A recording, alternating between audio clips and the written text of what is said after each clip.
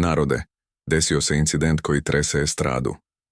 U samom centru Zagreba, ispred luksuznog hotela, došlo je do fizičkog obračuna između estradnog menadžera Saše Mirkovića i producenta Velibora Popovića Popa.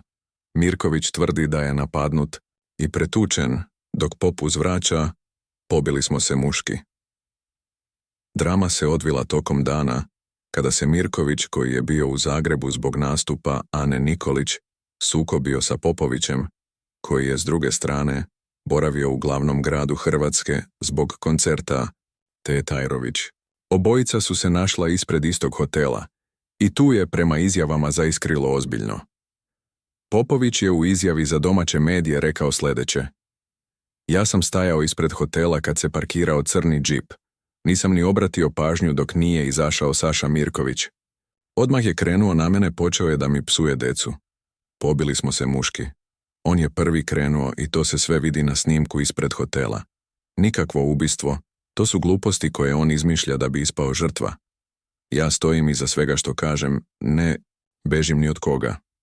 Čast i obraz su mi najvažniji i uvijek ću štititi svoju decu i prijatelje.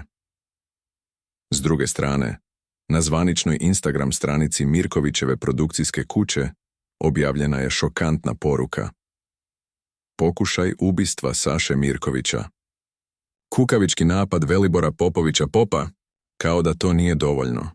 Dodatno ulje na vatru doliva i Branko Babić, poznatiji kao kralj obrva, koji je na svom Instagramu objavio sliku pretučenog Mirkovića uz riječi: Pope, ruke ti se pozlatile.